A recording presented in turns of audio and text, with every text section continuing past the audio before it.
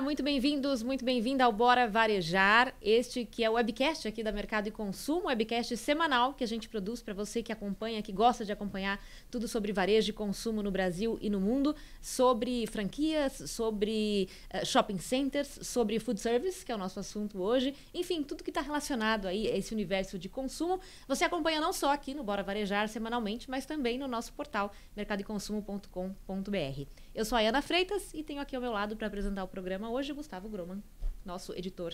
Tudo bem, Gustavo? Tudo bem, Ana. Estamos com dois convidados bacanas, você já vai apresentar. E falando um pouco do Bora, além de quem quiser nos assistir em vídeo, pode nos escutar nas plataformas de podcast, porque é um webcast, podcast também. Estamos em vídeo, estamos em áudio, estamos em texto na mercadoconsumo.com.br. Estamos em todos os lugares. Bora varejar? Bora lá. Estamos nas redes, né? Onde as pessoas quiserem acompanhar a gente tá. Não é por falta de canal. A gente tá em todo lugar. Hoje a gente vai falar sobre saudabilidade, né? Uma tendência aí que se tornou... Não é exatamente nova, mas foi relativamente acelerada, digamos assim, nos últimos tempos. E para falar sobre isso, recebemos aqui dois convidados. Um deles é o Rodrigo Barros, CEO da Boali. Bem-vindo, Rodrigo. Tudo bem? Ana, muito obrigado, Gustavo. Prazer estar aqui com vocês. Bora varejar.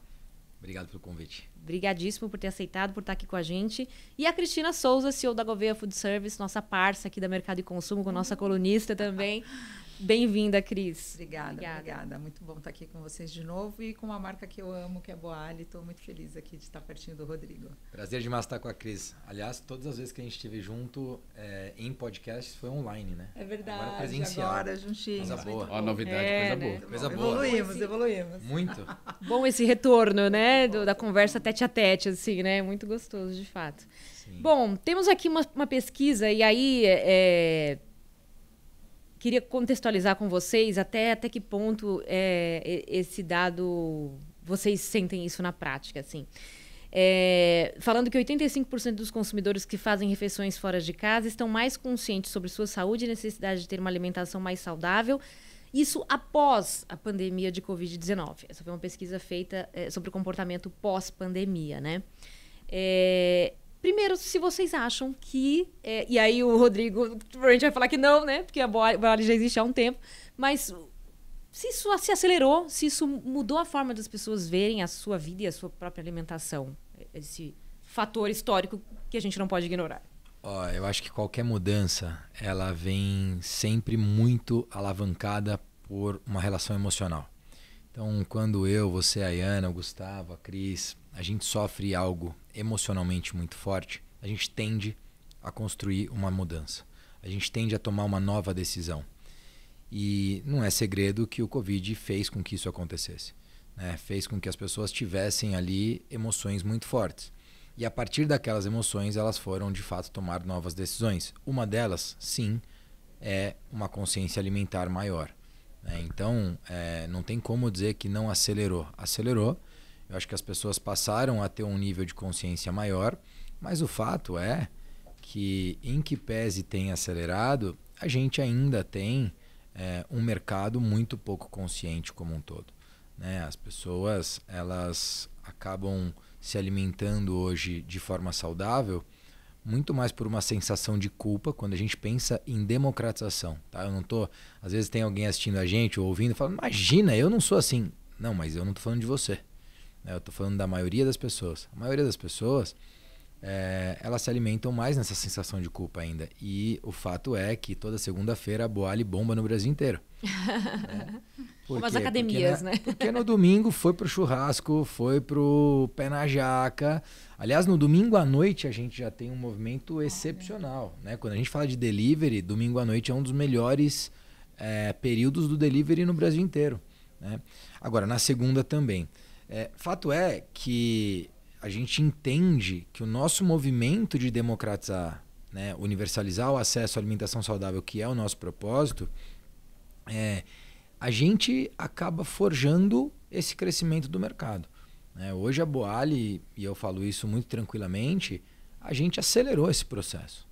A gente acelerou por número de unidades. A gente acelerou porque a gente começou a mostrar para as pessoas que tinha uma forma delas comerem bem, saudável, de uma forma super gostosa, porque essa era uma objeção. Ah, vou comer esse negócio, não tem gosto. Né? Aí quando come, fala, nossa, que negócio gostoso. Pois é. E mata a fome. Né? Porque, mas eu vou comer essa comida, vai me dar fome. Não, ao contrário. Tem outras comidas que você acha que vai tirar a tua fome que não vai.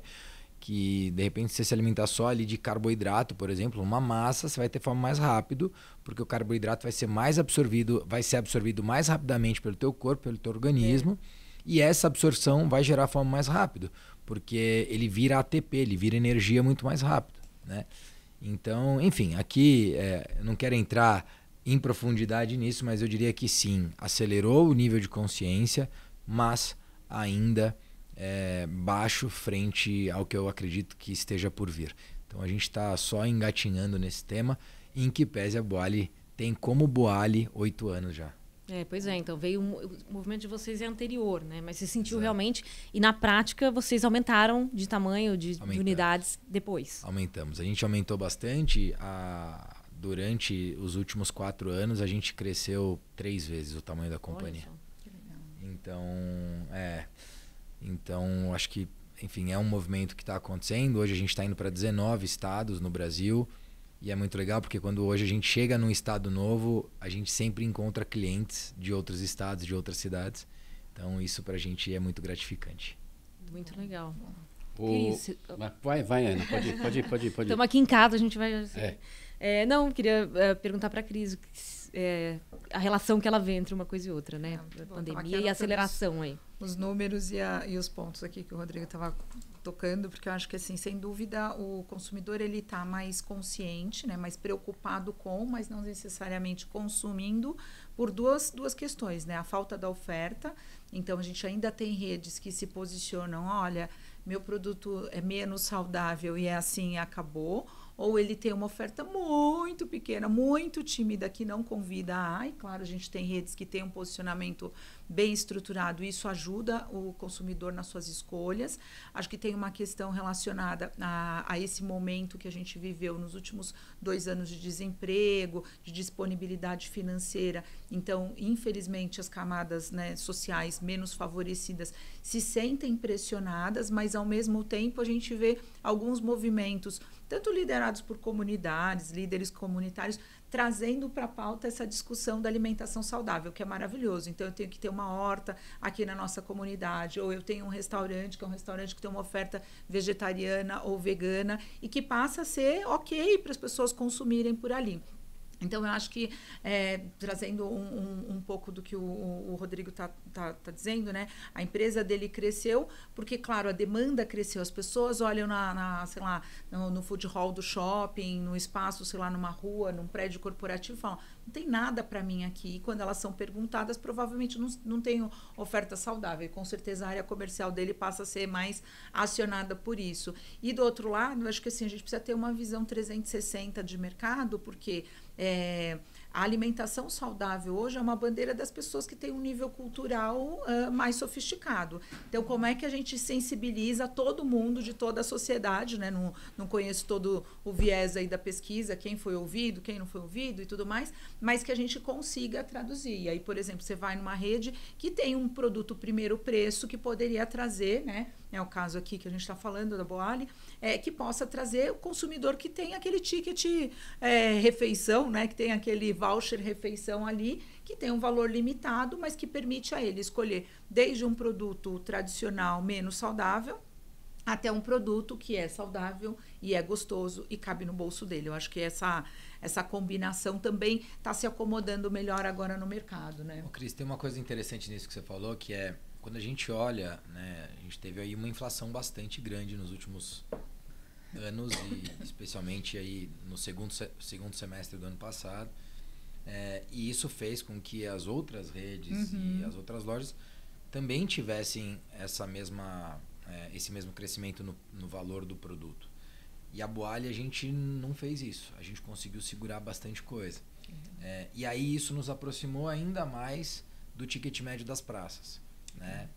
A gente até lançou um cardápio novo agora em maio, tivemos um reajuste no preço, mas ainda assim não foi atrelado à inflação. Então a gente conseguiu manter um ticket médio um pouco mais baixo, o que é interessante. Agora, de fato, ainda falta volume, né? Porque quando a gente pega e vai trabalhar o CMV de redes maiores com maiores volumes, eles têm um CMV muito maior do que o nosso até às vezes. Às vezes assim, 10, 20% maior do que o nosso CMV, né?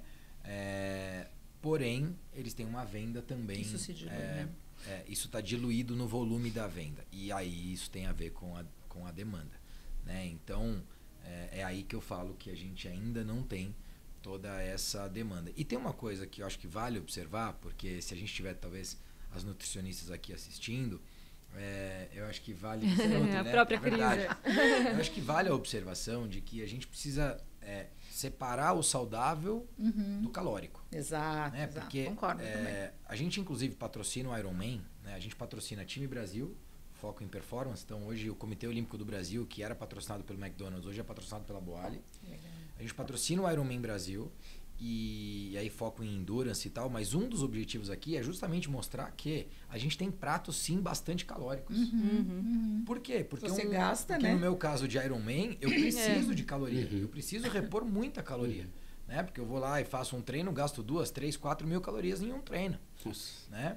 E fora as 2.000 tradicionais do dia, tô falando que tem dia que eu vou passar de 6.000 calorias.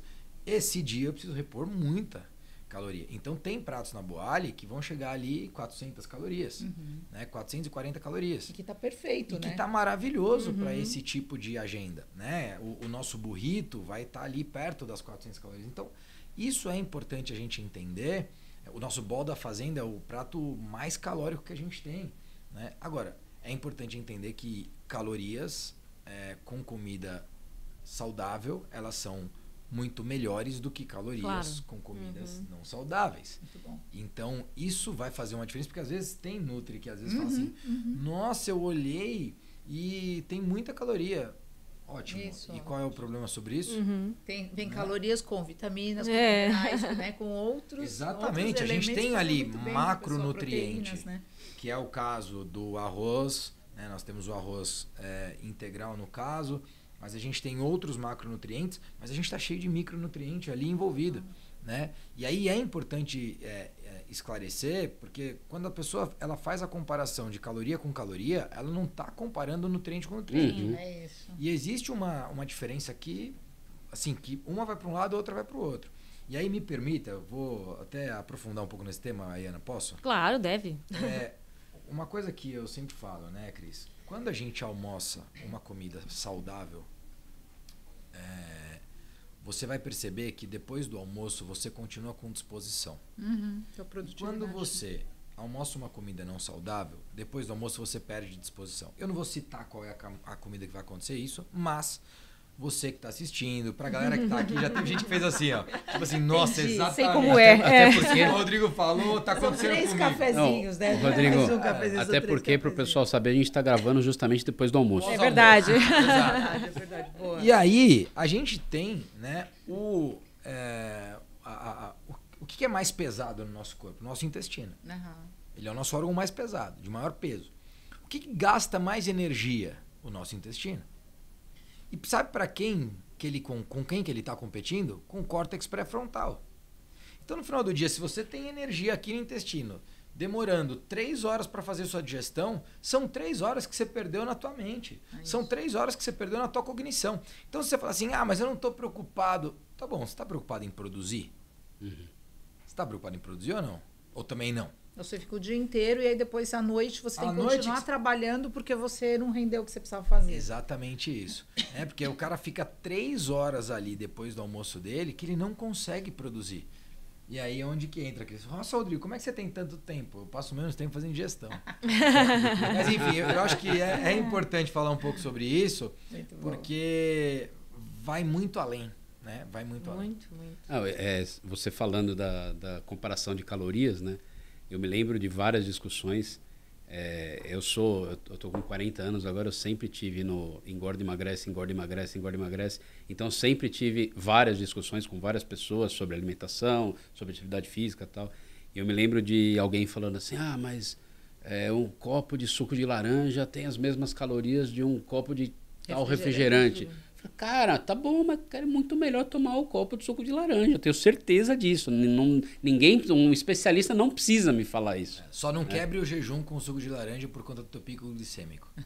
Muito obrigado pela dica. Aliás, vale para muita gente aqui, sabe, Cris? Porque às vezes eu vejo a pessoa chega para tomar um café da manhã e aí ela fala, eu quero um suco de laranja e um pão na chapa. Cara, esse suco de laranja vai te dar um pico glicêmico junto com esse pão na chapa. Vai te fazer um mal. Vai te trazer um triglicérides lá para cima. Vai te trazer um diabetes lá na frente. Que você não quer ter. Para comprovar isso aí, não que eu esteja duvidando, mas o ano passado um dos meus filhos acabou sendo internado com suspeita de diabetes. Olha. Porque ele estava desidratado, né? E estava com febre, desidratado, a gente preocupado, né? Que ele não está comendo nada, faz um suco de laranja. Ele tomou o suco de laranja e tal. A gente acabou pouco depois levando para o hospital, porque já estava muito tempo. E chegou no hospital, fez o exame, estava com um pico glicêmico. A gente ficou assustadíssimo, achando que poderia ser diabetes e tal. No fim, foi um alarme falso, não foi nada. Só um suco de laranja. Não, mas e eu acho que esse tipo de stack, né, que eu estou trazendo aqui, são coisas simples. Então, por exemplo, tem um amigo que ele fala, poxa, Rodrigo, eu gosto muito de produzir de manhã. Eu acordo e, cara, vou ler, depois da leitura eu vou escrever e ali é o meu melhor momento de produção. Aí eu falei, e o que você faz depois disso? Ele falou, toma um café preto. Eu falei, o café preto e a cafeína estão fazendo com que a sua mente, o seu sistema neural, comecem a atrelar tudo aquilo que você fez antes a um momento de muita produção.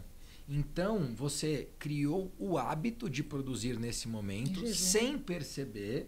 Por quê? Porque você está em jejum, o teu corpo não está consumindo energia para isso, você tem um pico de energia ali que você acabou de acordar e a cafeína está te trazendo uma memorização importante desse pós-evento. E aí o que acontece que é importante, né? Tem um neurocientista que eu gosto muito que chama Andrew Huberman. Ele tem um podcast chamado Huberman Lab. E eu ouço muito. E ele fala, né, justamente sobre essa questão da cafeína, que quando você tem pós-evento a ingestão da cafeína, você grava melhor aquele evento.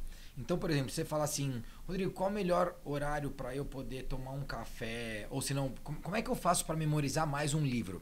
Começa a ler o livro em jejum ou em um momento que você não está fazendo digestão. Então, essa coisa, vou ler depois do almoço. Não é bom. Depois você vai até dormir, mas ler você não vai captar muita coisa. E aí, você faz a leitura e pós-leitura toma seu café. O café vai ajudar você a memorizar aquilo que aconteceu.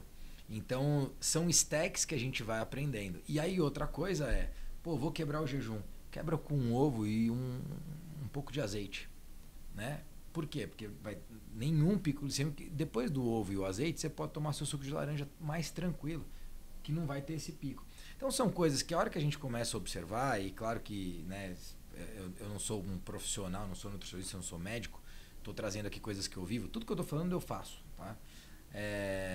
E sou um cara que gosta de autoevolução, então gosto de pesquisar, gosto de estudar, mas na prática o que eu quero dizer aqui é que a alimentação, ela depois do sono é o maior pilar da tua vida. Se você não cuidar dela, não adianta falar que você vai cuidar de outra coisa, porque não vai. Então, o Nuno Cobra fala muito disso. O Nuno foi preparador físico do Ayrton Senna e eu treinei com o Nuno já. Hoje treino com o Renato, que é filho dele. E ele fala sobre sono, alimentação e exercício. E aí ele fala, nesta ordem. Então, durma bem, se alimente bem, faça um bom exercício, movimente-se. Aí depois você vai cuidar do resto. A gente tá falando aqui bastante de pessoas, né? E no aquecimento que a gente estava aqui, a gente falou sobre um pouco sobre o comportamento do consumidor, né?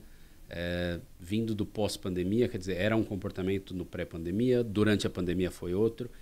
E agora a gente está entendendo se isso é um comportamento de pós-pandemia ou é um comportamento que vai ficar, né?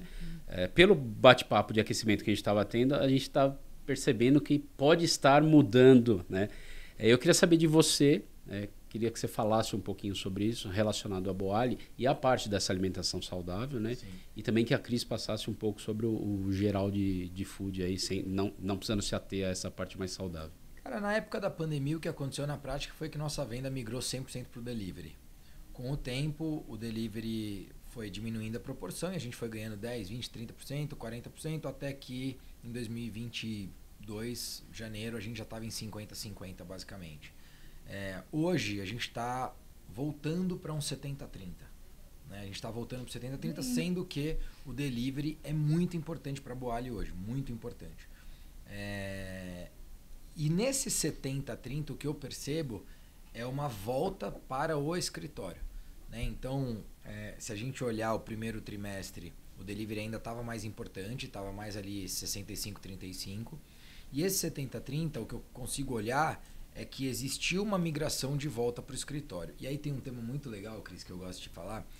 Não sei se você já viu, tem um livro chamado O Jeito Harvard de Ser Feliz. Já viu esse livro? Não vi. Cara, super indico para vocês, para todo mundo, inclusive para quem está assistindo. O Jeito Harvard de Ser Feliz. E nessa pesquisa eu fiz um curso daí em Harvard, gratuito, 100% gratuito. Você só paga se você quiser certificação, mas se não, sem certificado você não paga. Gratuito. Eu fiz o curso. E sabe qual é o indicador número 1 de felicidade no mundo nessa pesquisa de Harvard? Qual você acha que é? Comer chocolate, né? Desculpa, não resisti. Relação humana. Olha só que interessante. Muito bom. Com certeza. E assim, não tenho nem o que pensar, né? Relação humana. E foi uma pesquisa pós-pandemia? Não, essa pesquisa... Pré-pandemia. Pré-pandemia. Tá. Só que pós-pandemia ela só evidenciou. Sim. Só acentuou, né? Sim. Então, o que eu quero dizer aqui, Gustavo, Ayana, Cris e você que nos acompanha, é que nós somos seres humanos. Total. E a gente precisa de relações humanas. Sim. Né? Então, voltar para o escritório é mais do que estar mais produtivo. Voltar para o escritório é ser mais feliz. E não é porque você não tem boa relação em casa, não é sobre isso que a gente está falando. É porque você momentos, né? Constrói relações. Você solidifica relações. E você só faz isso se relacionando. Sim. Né? E aqui a gente não está falando de quantidade de relação, não. Está falando de qualidade mesmo. Mas você não vai viver a vida inteira, você e seu marido, você e sua esposa, você e seu filho, porque você tem outras pessoas para se relacionar. Olha que gostoso estar aqui hoje com vocês, sendo recebido aqui na casa de vocês. Pô, isso aqui é muito legal. Eu não tenho dúvida que o meu nível de serotonina subiu, meu nível de ocitocina subiu. Ocitocina, para quem não sabe, é o hormônio do amor, né, que a gente chama. Então, da maternidade. E aí, quando eu falo sobre isso, eu quero dizer o seguinte: a galera vai voltar a sair de casa para ser mais feliz. E com isso, as lojas tendem a ter um balcão mais forte. Perguntar para a Cris, mas tem tudo a ver com o que o Rodrigo está falando aí, que é essa coisa de, apesar de não ser médico nem nutricionista, trouxe vários dados aí, que tem a ver com hábito mesmo, né? Com conhecimento, autoconhecimento e conhecimento do assunto. E, enfim, até, como você estava comentando, a questão da caloria, né? Não necessariamente um alimento saudável vai ser menos calórico, enfim. Primeiro Cris e depois o Rodrigo. O que falta, talvez, para essa questão de saudabilidade crescer ainda mais, está mais relacionado à cultura e educação do assunto, sobre o assunto, ou a preço, que é algo que vocês também já trouxeram aqui? Eu acho que assim, a Ayana, trazendo... Acho que eu vou até emendar um pedacinho da pergunta do Gustavo também, né? Então, me trazendo um pouco das afirmações que o Rodrigo trouxe, que concordo muito. Assim, a gente está falando de um mercado que envolve serviço, ou seja, né, chama food service, porque tem serviço. Serviço, hoje, por mais digitalizado que ele seja, quando você tem o toque humano, independente em que momento da tua jornada, faz toda a diferença. Então, a gente brinca, puxa, se o motoboy que faz a tua entrega, ele é cortês, ele é gentil, você fala, uau, essa rede é incrível. Se a pessoa do atendimento que apertou o botãozinho, ela não berrou, Rodrigo! Né? O Rodrigo vai lá feliz buscar o produto dele, ela fala bom apetite, enfim, ela te traz uma mensagem, então acho que isso é muito valioso. Assim, nós somos seres dinâmicos, né? Então nenhum comportamento é estanque. A tecnologia nos provoca as novas relações, acho que assim, a configuração de sociedade que nós temos hoje, então as relações homem-mulher, né? Enfim, tudo isso é bastante dinâmico na minha visão aqui.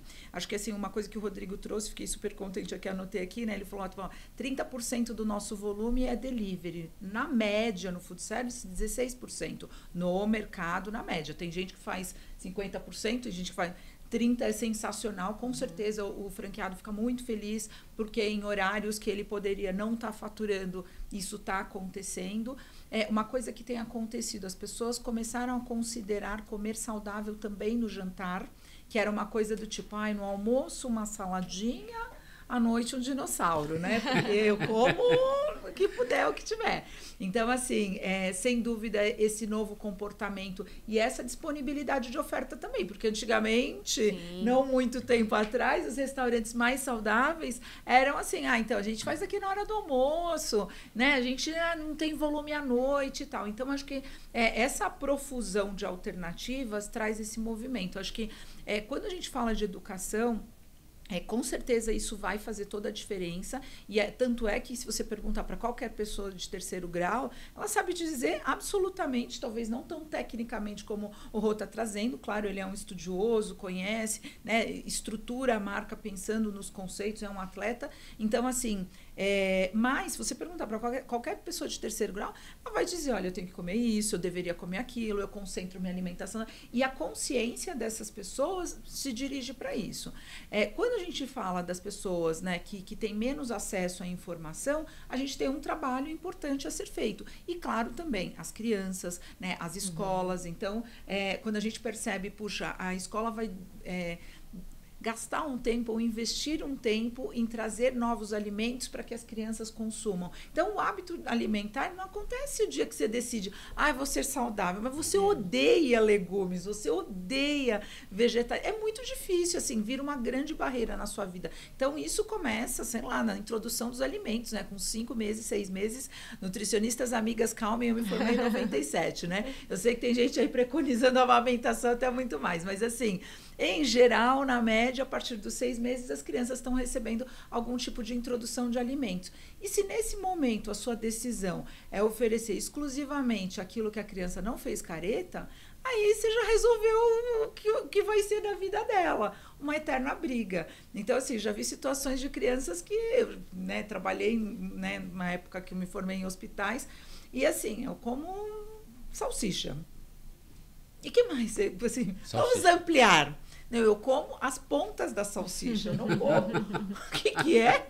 Então, assim, e porque as crianças gostam disso, porque ela ganha uma atenção especial, porque a hora da alimentação é um estresse para a família, mas é a hora dela dar esse show. Então, assim, falando, né, voltando aí para a tua pergunta, né, a educação, sem dúvida, é a chave para a gente ter uma alimentação saudável. O Brasil é o terceiro maior produtor de alimentos do mundo. Nós visitamos lá em Chicago uma área de Ceasa, né? Onde eles disseram assim, com muito orgulho, olha, aqui durante o ano nós temos uma variedade de 600 produtos frescos. E aí a Carol da Beach Food, que estava com a gente, ela falou, Cris, no Brasil são 3.500 produtos frescos em variedade quando a gente fala de oferta de Ceasa. Então, assim, gente, é muito diferente e é o tamanho da oportunidade que a gente tem para ser a nação que come melhor no mundo, gente. Assim, sem dúvida, o que a gente produz de alimentos no Brasil hoje em volume dá para alimentar 2,5 países do tamanho do nosso. Então, assim, a gente fica muito feliz com isso, de poder contribuir com a alimentação mundial, mas a gente ficaria muito mais feliz se as pessoas pudessem, né, fazer melhores escolhas. Eu acho que o ponto é isso, né? Você trazer luz e dar para as pessoas, claro, a possibilidade de escolha. Você pode comer bem ou comer mal, mas assim, que ela saiba a decisão que ela está tomando, né? Sim. Mas eu acredito, e muito legal a consideração da Cris aqui, Ana, porque o grande ponto para mim é a questão de segurança alimentar. Né? As pessoas não tinham segurança alimentar. O que é segurança alimentar, Rodrigo? Elas não comiam. Não tem o que comer. Você não sabe se vai ter amanhã. Você não sabe se vai comer amanhã. Então, por que comia salsicha? Porque era muito barato. Então, esse movimento de alimentos industrializados com larga escala, baixo custo e propriedades não saudáveis para segurar o alimento, para ter uma propriedade ali da pessoa, né, de conservação, aquilo ali é o que a pessoa tinha para poder se alimentar. Sim. Então, é muito difícil a gente chegar e fazer aqui qualquer julgamento de dizer, poxa, isso daqui está errado, isso daqui está... Não, peraí, não é errado, isso daqui foi o que me salvou. Se não fosse isso aqui, amigo, eu não teria comido. Sem dúvida. Né? Então, acho que esse é um ponto de recorte para ser feito. A partir daí, e aí a gente está falando aqui das escolas, e obviamente seria incrível a gente poder introduzir bons alimentos, né, na escola, mas a verdade é também que o custo disso também seria maior. Com certeza. Né? O custo disso também seria maior. E quando a gente olha para este tema, ele é um tema que está longe de estar resolvido. Sim. Ele está longe de estar resolvido no não saudável. Você imagina no saudável. Né? Então, eu acho que é difícil a gente falar disso dessa forma. O que eu imagino? Quando a gente olha para o nosso propósito de universalizar o acesso à alimentação saudável, a gente fala em distribuição e acesso. Né? Então, distribuição é estar mais próximo das pessoas e acesso é ter um preço acessível. A gente vai conseguir ter um preço abaixo da praça? Dificilmente. A gente vai conseguir ter um preço muito próximo? Já temos. Então, assim, já é uma realidade. Quando eu olhava para 5 anos, então, quando eu olhava lá para 2017, 2016, a gente tinha uma diferença da praça de alimentação que talvez poderia chegar a 30%. Uau. Que era muita coisa. Comparando com fast food, por exemplo. Exatamente. Assim. Vamos falar que você está falando de uma praça de alimentação que vendia R$20. Cara, a gente vendia R$28. A gente está falando de 40% para cima. Entendeu? A hora que a praça vem e sobe para 30% e a gente está em 40%, a gente já está falando de 25%. E hoje, na verdade, a praça já não está mais nem nos 30%. A praça já está em 33%. Sim. E nós estamos nos 41% ali. Então, se a gente olhar, a gente... E assim, a gente está no 41% nas praças com ticket maior. Nas praças com ticket menor, tem praça de 36% com a gente. Que legal. Tá muito Então, próximo. quando a gente olha de 36% para 32%, 33%, cara, a gente está falando de 10%. Essa é uma realidade que a Bora já está fazendo. Rodrigo, como é que isso vai melhorar ainda mais a hora que a gente tiver ainda mais volume? Então, hoje a gente faz alguma coisa aí em torno de 100 toneladas de alimento por mês. Estou falando de 1,2 mil toneladas por ano. Se você olhar para uma marca famosa como um McDonald's, Burger King, é capaz de fazer isso em 2 restaurantes. Entendeu?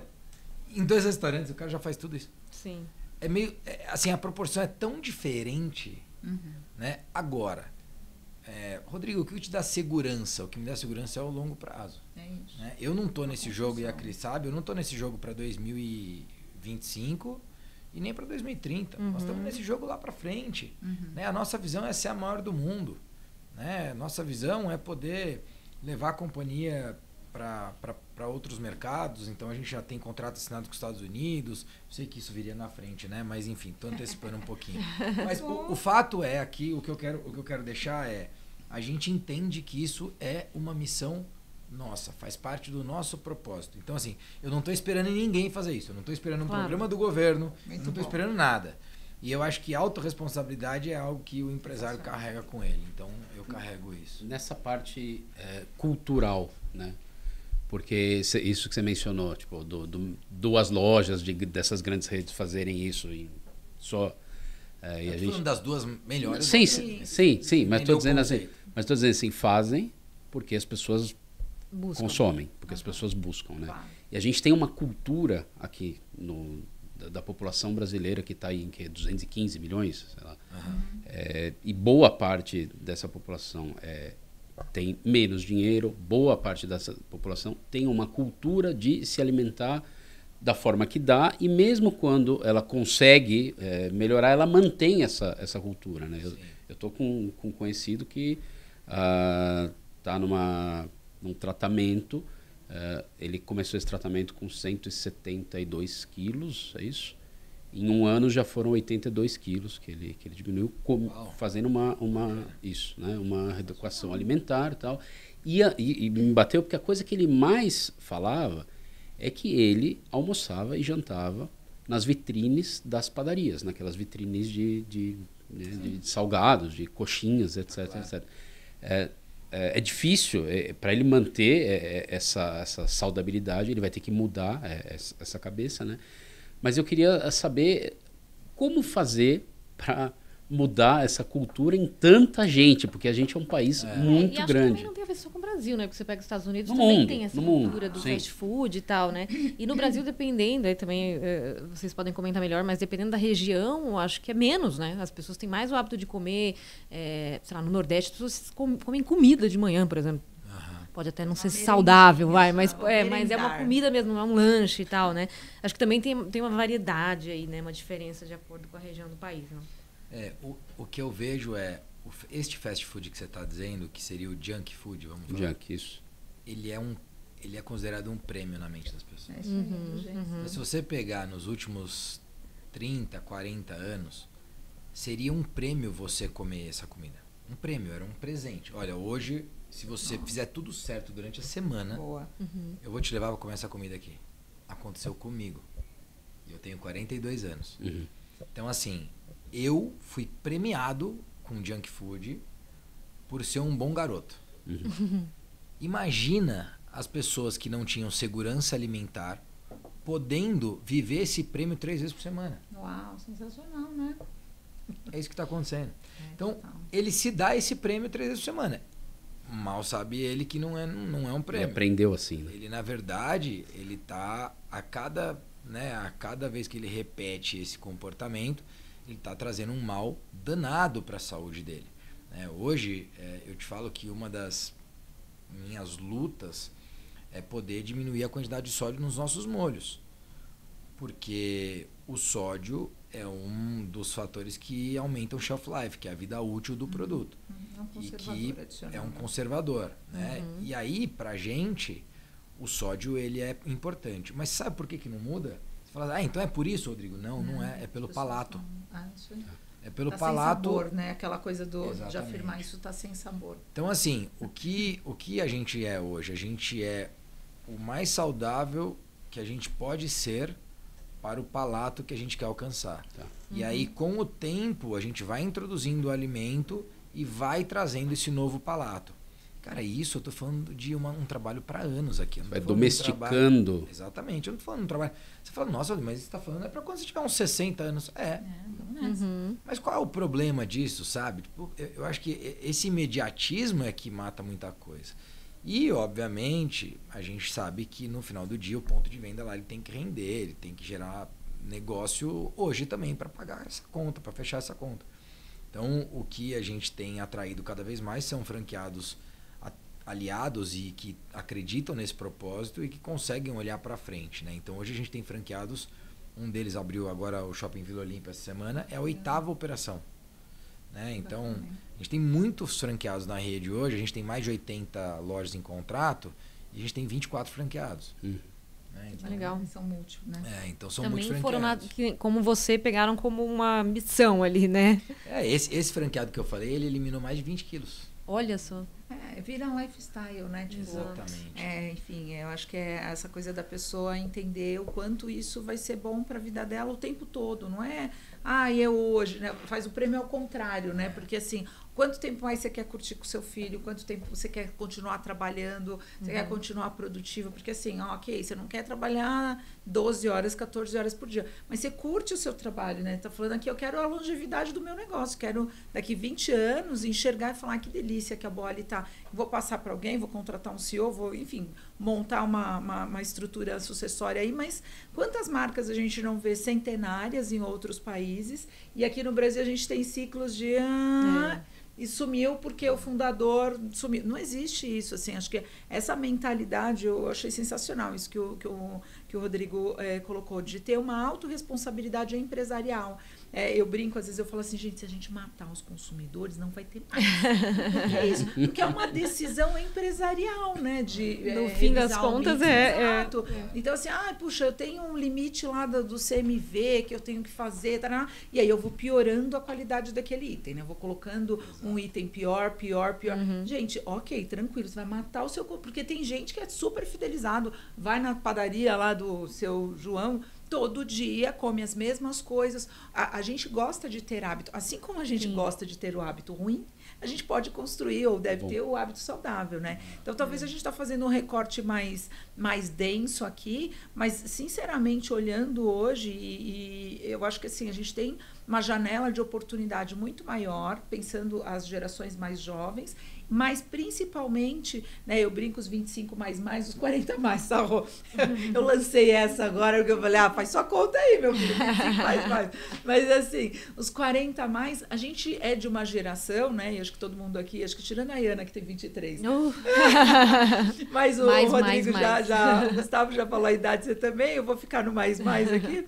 Mas o fato é que a gente entendeu que a gente quer ter mobilidade, que a gente quer viver até os 80, até os 90, até os 100, com muita qualidade. A gente já entendeu, olhando os nossos pais e olhando os nossos avós, o custo que isso tem para a nossa vida de não poder ter isso tudo. Né? Ia comentar isso, você falou desse histórico aí familiar, mas no sentido até de também a gente ter informação sobre os efeitos que determinadas substâncias têm no nosso organismo. E antigamente a gente não tinha. Ou porque o alimento está preparado ali, é o que eu tenho acesso nesse momento, é o que eu posso. Mas agora passou-se um tempo em que eu posso analisar, olhar para trás e ter esse histórico do que faz bem e o que não faz bem. A gente tem mais informação de fato hoje, né? Olha que curioso, né, Ayana? Juntando aqui as informações, eu tô aqui assumindo que todos nós temos, então, acima de 40 anos, pelo mais aqui. Mais. Todos nós nesta mesa, nós 4, porque a galera não tá vendo, mas a turma da produção aqui é mais menos. É isso, exato. Menos, querida. Todos nós, cientificamente falando, temos no máximo 30% da nossa genética hoje instalada. Sabia disso? Você, geneticamente falando hoje, o que você carregou no máximo 30% depois dos 40 anos. Uau! Como assim, Rodrigo? De 70% a 95% é o teu estilo de vida. Então, assim, né? Por que eu tô te falando isso? Isso chama epigenética, quem quiser consumir e pesquisar sobre o tema. Eu comecei a estudar isso faz 2 anos. A epigenética, ela descobriu que depois dos 40 anos, 70% a 95% daquilo que você se tornou é só culpa sua, amigo. Então não adianta você falar, isso aqui é genética. Eu sou assim mesmo, a minha mãe já era assim. Não. Você está escolhendo estar assim. Por quê? Porque o seu estilo de vida pode transformar isso totalmente. Dá tempo, né? Eu tomei Ometec 20 miligramas já. Sabe o que é isso? Um remédio para pressão. Eu tomei de 10, daí não deu certo, eu fui para 20. Aí não deu certo, eu fui para 20 com diurético. Uau! Durante 9 anos. Aí eu tomei vergonha na cara depois de tomar o Ometec por 9 anos. Quando eu tomei a vergonha na cara, eu parei de tomar o Ometec. Depois de 6 meses. Faz 2 anos que eu não tomo Ometec. Minha pressão hoje é mais controlada do que quando eu tomava. Então, o que eu quero deixar aqui com isso? É que as escolhas que você faz hoje vai refletir no amanhã. Então, se você não toma uma adesão hoje de mudar a tua vida para daqui 5 anos, para daqui 10 anos você viver melhor, você vai ter um problema.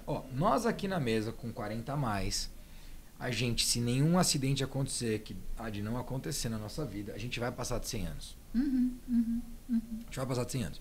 Eles que estão aqui, e tem aqui uma turma aqui 25 menos, eles vão passar de 120. Muito bom. Por que eu falo isso? O equipamento tem que funcionar. Continuar rodando o motor, e não é só o equipamento funcionar, mas é você construir uma vida que tenha tanto valor, que seja tão divertido de ser vivida, para você poder viver. Você querer continuar, né? Imagina que chatice. Se você já vive mal hoje, imagina você ficar aqui mais 60 anos vivendo desse jeito. Eu tava pensando nisso agora. Não, mas cara, eu vou te falar, isso precisa ser refletido. Porque às vezes eu vejo um imediatismo tão grande, como se você fosse morrer amanhã, e assim, a gente vai viver para sempre? Não. A única certeza que a gente tem é que a gente vai morrer. Mas até lá a gente vai viver muito. Até lá é com a gente. Então assim, se você não escolher viver uma vida bacana, que vale a pena, e uma vida bacana que vale a pena eu conseguir ter força no joelho para levantar. É isso. Entendeu? É óbvio que se eu sofrer um acidente, eu vou arrumar outra forma de viver, mas eu tô falando, nas condições que eu tenho hoje, é de responsabilidade minha poder me cuidar para aos 62 continuar acordando com a força que eu tenho hoje, aos 82 também, e aos 102 também. Impossível não é impossível. Não é impossível, né? Então, isso é uma crença que a gente precisa quebrar, e quando a gente começa a olhar para frente, cara, começa a ficar tão legal. Super. Porque você começa a perceber o seguinte, Ayana, cara, aquela pressa que eu tava de realizar não sei o quê, assim, peraí também, preciso dessa pressa toda, entendeu? Ou se não, ao contrário, eu não vou fazer isso hoje porque eu quero daqui 5 anos. Puta, mas eu tenho mais 50 para viver, então também vamos fazer hoje, vai. Entende? Assim, é poder trazer uma fluidez para a vida que uma é leveza, muito maior, né? uma leveza. Então, pô, Rodrigo, mas você tá falando isso e lá na boale você toca a boale como um arco-íris? Claro que não. Claro que assim, cara, vai ter dia que eu vou estar duro pra caramba lá, vamos cobrar resultado e não sei o que lá. Mas o que eu quero dizer é que a gente olha pra frente de uma forma diferente. A gente olha pra frente querendo ganhar um jogo daqui 10 anos, daqui 20 anos. Enquanto tem gente querendo ganhar o jogo amanhã. E assim, eu não tenho dúvida que a leveza que a gente traz pro nosso modelo de pensar, pro nosso modelo mental, é uma leveza que me faz viver muito melhor do que a galera que tá vivendo pro amanhã, pro ontem, sabe?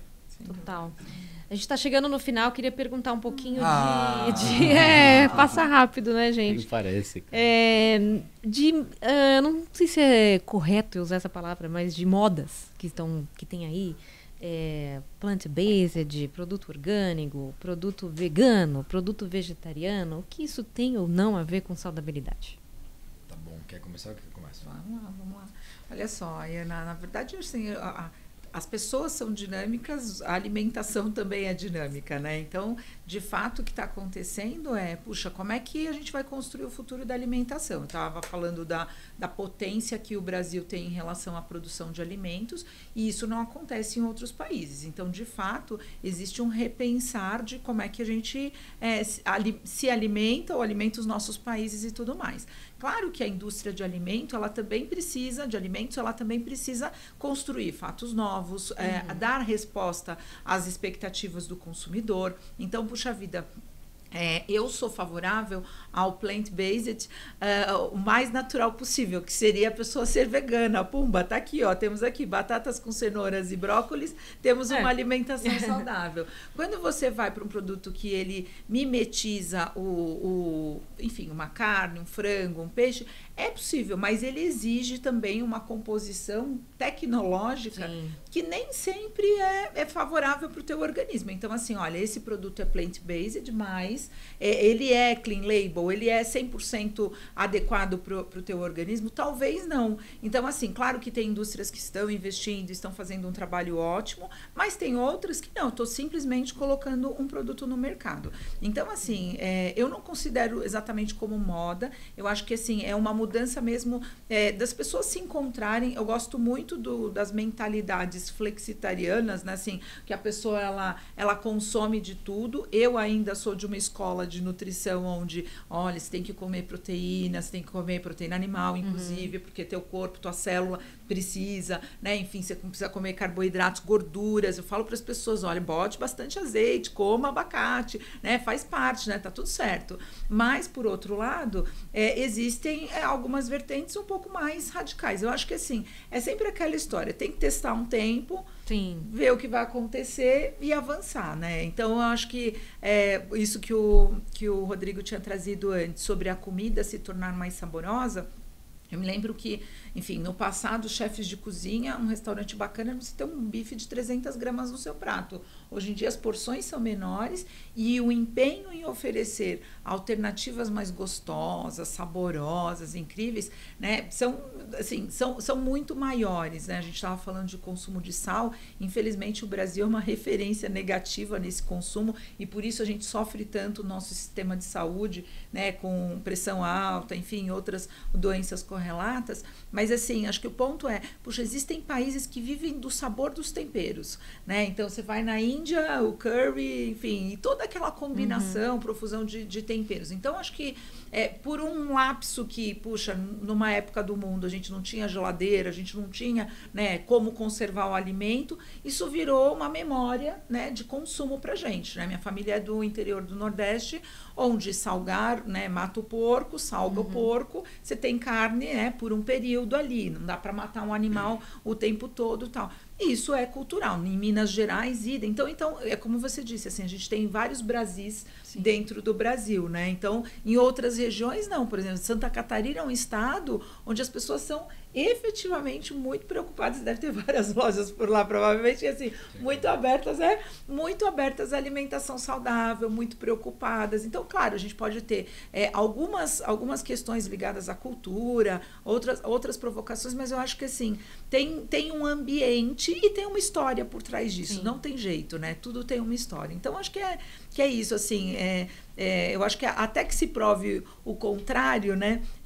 A gente tem que testar, ver o que vai acontecer e aí as coisas vão se acomodando. Mas é a mesma história da pandemia. A gente vai voltar a comer arroz e feijão todo dia. Quando a gente era criança, né? Tem que sentar na hora do almoço para comer. Arroz, feijão, um pouquinho de carne, nananana. Hoje, você fala para uma criança, tem que comer feijão. Eu não quero feijão. Porque realmente um jovem, então, vamos esquecer as crianças, mas assim, pensar num jovem, o consumo da combinação arroz e feijão tem diminuído para o brasileiro, né? Cada vez mais. Mas, assim, o que vem, né? Então, aí vem os poques, vem as saladas, vem as outras coisas aí, talvez mais saudáveis. Acho que é por aí. Eu, assim, vou fazer o recorte primeiro veganos aqui. Sim. Né? Eu não acho que é um movimento que, assim, tá para parar, né? Eu acho que ele é um movimento que tende a um crescimento, mas ele ainda é muito pequeno. Então, quando a gente olha para o nosso portfólio, a gente tem, inclusive, uma empresa que é a Boali Veganos, que opera no delivery e, proporcionalmente, é muito pequena. Mas o fato dela existir, dela ter sido criada, já é um sinal, né? De um pedido, talvez, de uma demanda. Sim, é um fato. Mas a verdade é que eu não consigo trabalhar tanto nesse portfólio. Porque realmente a demanda é bastante baixa, né? Quando a gente olha frente ao volume. Então, eu estou dizendo o seguinte, o nosso volume frente ao junk é pequeno. Sim. E o volume de veganos vegetarianos frente ao nosso volume é pequeno. Então, você imagina o quão pequeno é o volume. Tá? Mas esse é um ponto. Número 2, eu acho que tem gente investindo em produtos muito legais, mas quando a gente fala de produto vegano na sua origem, ele é um produto com menos escala. Quando a gente fala em produtos veganos com bastante escala, ainda é um produto sujo, por mais limpo que ele possa parecer. O que é um produto sujo aí? Ingredientes? Ele é um produto com micro-ingredientes que vão dar vida para ele, e isso vai estar carregado no sódio, vai estar carregado em outros corantes e elementos para fazer o negócio, até porque ele quer parecer com alguma coisa, inclusive. Então é pior ainda, né? Então, assim, e aí a gente precisa saber dividir, né, o que é vegano, o que é saudável, né? Não porque é vegano é saudável. Né? É vegano saudável se você for lá e comer suas cenouras. Né? Fica à vontade, pode comer, mas assim, eu acho que esse é um ponto importante. O que eu vejo? Que existe um movimento vegano que ele tem duas vertentes. Uma vertente é realmente a pessoa que quer eliminar a carne animal, e a outra vertente é a pessoa que quer eliminar a matança de bicho. Essa vertente, ela está muito perto de ser resolvida. Por quê? Porque a gente vai começar a reproduzir carne em laboratório. E aí você fala assim, eu não vou comer. Fica tranquilo que vai. Vamos misturar para você alguma coisa, você vai Não, vai. E vai porque, assim, até um tempo atrás você não ia fazer uma outra coisa. Tipo assim, até um tempo atrás você jamais entraria num carro cujo motorista você não conhece e ele não está escrito táxi ali. E você entra hoje praticamente todo dia. Né? Até um tempo atrás você não alugaria um apartamento de uma pessoa lá em Nova York, você nunca ouviu falar na vida. Por uma semana. Usaria as coisas dela. Então, até um tempo atrás você não comeria uma carne de laboratório, daqui um tempo você vai comer. O ponto é, essa vertente vai deixar de matar animal. Então agora, quem era pelo animal, já está resolvido, tá check. E esse tempo que mais pessoas ficaram veganas ou vegetarianas e se mantiveram assim, vai trazer uma consequência lá para frente, que aí a gente vai tirar a prova. E aí essa prova é o que eu acho que vai definir. Então eu não sei dizer hoje. E acho que ninguém sabe. Por quê? Porque a gente não tem volume para falar sobre isso. Não tem volume de pessoas realmente veganas ali que estão ali há 40 anos. Volume, eu tô falando. Eu sou vegano. Não, tá bom, mas você é mais são seus amigos. Exatamente. Então, se você pegar historicamente, a humanidade foi carnívora. Nós somos carnívoros, na prática. E aí, por que eu tô falando disso? Porque quando a gente olha para o mercado futuro, eu acho que o mercado futuro, ele está muito mais atrelado, e aí é uma percepção minha, ele está muito mais atrelado a essa nova tecnologia do que uma tecnologia que já surgiu fazendo com que os produtos vegetais sejam copiados de produtos animais. Esse mercado, para mim, ele é muito passageiro. Entendeu? Ele é mercado, enquanto o outro não chega, mais ou menos exatamente. Assim. Esse mercado, para mim, é muito passageiro. Então, provavelmente, a gente vai olhar para daqui 10 anos, esse mercado vai ter passado o boom, 10, 15 anos, o mercado vai ter passado esse boom, porque aí você vai ter escala no mercado de laboratório, a carne vai ser mais barata do que é hoje. Então, assim, imagina você comprar carne mais barato do que você compra hoje daqui 10 anos. Mas assim, muito mais barato. Meio ambiente, né? Com zero impacto no meio ambiente, não matou ninguém e tal. E aí? Esse mercado de cópia, eu creio que ele deixa de existir. Né? E aí tem um outro mercado, que é o mercado de printing, né? Que é o mercado de impressão. É verdade. Você vai comer comida impressa, isso é um fato. Eu acho isso tão maluco de pensar hoje, mas é como você falou, então daqui 10 anos talvez várias a gente coisas ache... a gente achava malucas, exato, né? A gente acha normal. Né? Imagina que isso não muda no nosso negócio de operação. Sim. Imagina que talvez daqui a alguns anos eu vou estar começando a mandar uma impressora para tua casa e te mandar os ingredientes. Ou até porque pra no final loja, do dia... né? Não, para a loja vai com certeza. Loja, né? Eu vou conseguir operar em 9 metros quadrados. Né? Então, e assim, a gente já está olhando para isso. Né? Não é que a gente nunca olhou para isso, a gente está olhando, a gente está estudando. Pô, mas está muito cedo. Está cedo, mas assim, a gente está louco para matar o nosso negócio atual. Né? Eu acho que é isso. A Boalli, ela precisa conseguir acabar com o negócio atual e os nossos franqueados daqui a 10 anos vão estar só imprimindo comida. Não sei, eu não estou falando que vai ser assim. Estou falando que a gente tem que olhar para isso. Aberto para, né? Exato. Então, em termos de mercado, eu acho que é isso. E aí tem um ponto curioso que eu não falei para ninguém, mas vou falar aqui. A gente diversificou o portfólio há 5 anos e trouxe os wraps, e trouxe os crepes. E aí, há 3, 4 anos, a gente trouxe os balls, produtos quentes e tudo mais. E a gente vem esse ano a gente vai manter o portfólio, mas a gente vai fazer um investimento importante na linha de saladas. Então, assim, olha só que curioso e como é cíclico. Né? A gente vai voltar agora a falar da salada. Então, a gente passou fazendo um esforço gigantesco falando de outras coisas. Falando de crepe wrap, falando de wrap ball. A gente criou a categoria de wrap no Brasil, basicamente. Porque o Wraps do Marcelo Marins, que foi nosso conselheiro, inclusive, existiu ali entre 2008 ou 2006 ali. Então, ele chegou antes como Wraps. Chegou talvez a 20 operações e tal, mas depois fechou. Enquanto a gente foi quem deu sustentação para esse business do wrap. Né? Não existia, basicamente, isso. Hoje, eu não tenho dúvida.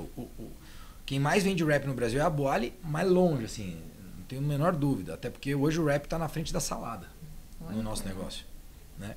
Então, o que eu quero deixar o mercado, ele é maleável e a gente também precisa ser. A gente precisa olhar para ele. E a gente precisa olhar para ele e entender, poxa, o que a gente entende que o mercado pode consumir mais agora. Então, eu estou olhando para daqui 6 meses e estou entendendo que salada vai passar na frente de wrap de novo. Por quê? Porque eu vou fazer esse movimento com o mercado. Então, assim, eu não vou olhar para ninguém para ver se o outro vai fazer. Eu estou falando que nós vamos fazer e que nós vamos conseguir atingir isso. Então, essa percepção do empreendedor também é importante. De olhar para frente e falar assim, o mercado vai mexer e quem vai mexer com ele sou eu. Boa. Né? Fundamental. Então, eu acho que isso é um ponto importante. Fui lá na frente, falei de 2040 praticamente. Voltei aqui para 2020. Mas a gente falou agora há pouco em 120 anos, né? tá tudo bem. Cara, mas você sabe que eu acredito tanto nisso? Tem um autor chamado David Sinclair, ele lidera o laboratório de Harvard para longevidade. O nosso produtor aqui fez assim, ele já deve conhecer o David Sinclair. Ele tem um livro chamado Lifespan. É sensacional o livro, bastante técnico, meio chatinho de ler, mas muito legal. E ele diz o seguinte: a gente hoje, conforme o tempo passa, a gente vai ganhando tempo de vida. E o livro Lifespan, ele é esse nome em português, tempo de vida. Então, a gente ganha tempo de vida conforme a gente vive. Olha que doido. Quando você fala assim, não, mas eu vivo, conforme o tempo passa, eu tô morrendo mais. Só que hoje você tá vivendo, e quanto mais você vive, mais você está ganhando tempo de vida. É muito interessante isso. Então, eu acho que vale a pena viver bem, né? Então, vale a pena investir para que esse tempo seja bacana, né? Seja bem aproveitado. É isso. É isso, gente. Queria agradecer muitíssimo a presença de vocês aqui e vamos para o nosso quadro check-out aqui. Queria que vocês, começando com a Cris, olhando para a câmera, ou enfim, se você quiser, desse aí os seus insights finais, suas dicas, suas percepções, especialmente para quem está nesse ramo de negócio, né, e pensa, de repente, em investir ou ver nesse nicho de saudabilidade um ramo interessante. Muito bom, muito bom. A gente está dando certo para o Rodrigo, vai dar certo para a gente. Mas brincadeiras à parte, eu acho que assim, a vida é como o Rodrigo trouxe, eu acho que assim, é muito inspirador essa visão cíclica, e os negócios também são cíclicos, e a gente precisa sempre revisitar o que a gente tem feito para a gente ser ainda melhor. Então, eu acho que independente do segmento que nós tenhamos, puxa, eu trabalho com sobremesas, eu trabalho com gelato, enfim, com qualquer segmento onde você fala, olha, eu tenho aqui, mas a base da estrutura do meu negócio envolve indulgência, por exemplo. Mas você pode criar, né, uma estrutura de negócio onde você tem os melhores ingredientes, os melhores produtos e tudo mais. Eu acho que lembrar que a gente está trabalhando para pessoas que querem se conectar e ter uma vida melhor é impagável, isso é muito bom. E quem cuida dos seus clientes, cuida dos seus funcionários, enfim, cuida do mundo. Eu acho muito bom isso. Obrigada. Muito bom. Como vocês vão continuar cuidando do mundo aí, Rodrigo? Cara, eu acho que o meu recado, ele é... Eu vou trazer um recado mais empresarial e depois um recado para você levar para a tua vida aí. O recado empresarial é: o empreendedor, ele tem que olhar sempre lá para frente. Ele tem que conseguir distinguir a visão dele da visão dos demais. E para você fazer isso, você precisa aumentar teu repertório. Muitas vezes a escassez de repertório é o que não te faz enxergar lá na frente. E para você aumentar seu repertório, você precisa ter lateralidade de repertório. Então, às vezes a pessoa quer ir muito em profundidade num único tema, sendo que a lateralidade de repertório, né, ser mais generalista, é que vai te dar mais ferramenta para conseguir ter uma visão mais ampliada. Então esse é um primeiro ponto para você empreendedor, para você empresário. Boa sorte nesse sentido. E o outro ponto é tratar a longevidade, né? E quando você trata a sua longevidade, você vai tratar da tua família, você vai tratar dos seus relacionamentos, você vai construir relacionamentos mais longevos e você vai construir também empresas mais longevas. Então, começa a refletir, começa a meditar no tema de longevidade e começa a entender como que de fato você está preocupado com o teu futuro longevo, com a tua qualidade de vida olhando lá na frente. Tenho certeza que se você meditar e fizer uma reflexão sobre isso, tua vida muda a partir de hoje. Muito bom. Rodrigo Barros, CEO da Boali, brigadíssima pela presença aqui. Um prazer receber você no Bora Varejar. Porra, e Cris Souza, brigadíssima mais uma vez pela sua companhia. Prazerzaço receber você aqui também. Obrigada, Ana. Obrigada, Ana. Gustavo, obrigada, né? Vamos nessa. Bora continuar varejando aí com novos convidados. Obrigada demais, cara. Companhia. Esses bate-papos daqui são muito bons e a gente termina sempre melhor do que a gente começou. É verdade. Bora varejar. Bora. E é isso. Você que nos acompanha, obrigada pela audiência também. Não deixe de acompanhar a gente, além daqui no Bora Varejar, no nosso portal mercadoeconsumo.com.br, nas nossas redes sociais também. Como disse Gustavo no comecinho do programa, e reitero aqui, a gente está onde você quiser, levando notícias sobre varejo e consumo no Brasil e no mundo. Tá bom? Obrigada, até a próxima.